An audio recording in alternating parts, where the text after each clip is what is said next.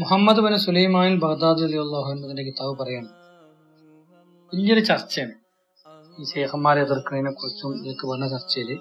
അവിടെ നിന്ന് പറയാണ്, ഇന്റെ ശേഖിനെ അവിടെ നിന്ന് വ്യക്തമായി സുബ്ബഹൽ മുൻകിരീന അലാ ശേഖിനകത്ത് സല്ലല്ലാഹു സുറഹുൽ അസീസ് അശ്ശുഹറത്തു ബിൽ വിലായത്തി വല്ലുഹൂർ ബിൽ ഉസ്താദി താലിബിൽ ഹിദായത്തി സഅമ മിൻഹും അന്നൽ ഔലിയാ അഖ്ഫിയാ വശുഹറത്തു ആഫത്തുൻ തുഅ്ദനു.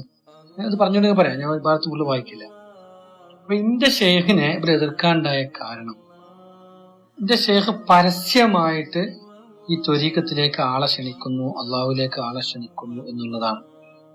അതിനുപോലെ വാദിക്കുന്ന വാദം എന്താ വെച്ചാല്, ഔലിയാക്കൾ പ്രശസ്തരാകാതെ മറഞ്ഞിരിക്കേണ്ട ആൾക്കാരല്ലേ, ആ പ്രശസ്തി സ്ഥാനമാനങ്ങളൊക്കെ ദുനിയാവുമായി ബന്ധപ്പെട്ടതല്ലേ, അപ്പൊ പിന്നെ എങ്ങനെ ഇവർ ഒറിജിനൽ ഷെയ്ഖന്മാരാവുക എന്ന വിഷയം വെച്ചിട്ട് എന്റെ ഷെയ്ഖിനെ പോലെ എതിർക്കുന്ന ആൾക്കാരെ എതിർക്കുന്നത്.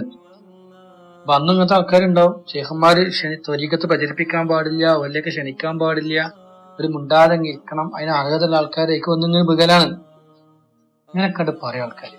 ഒരു കാര്യം പറഞ്ഞാത്തോണ്ടാണ് ഇങ്ങനെയൊക്കെ പറയുന്നത്, ഒരു ഇതിനെ കുറിച്ച് ഏബിസിൽ അറിയാത്തോണ്ടാ പറയുന്നത്.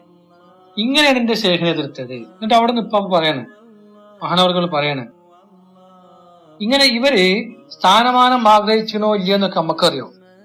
അതുപോലെ കൽബുമായി ബന്ധപ്പെട്ട വിഷയങ്ങളാണ്, ദുനിയാവുമായുള്ള മോഹങ്ങൾ പറയുമ്പോൾ ശ്രദ്ധിക്കുക. ലാ യഹ്കും അലൈഹിം ബിൽദുനൂനി, ലന്നുകൾ, അതായത് അവരെ ഊഹം വെച്ചിട്ട് ഒരാളെ വിധി വിധിക്കാൻ പാടില്ല.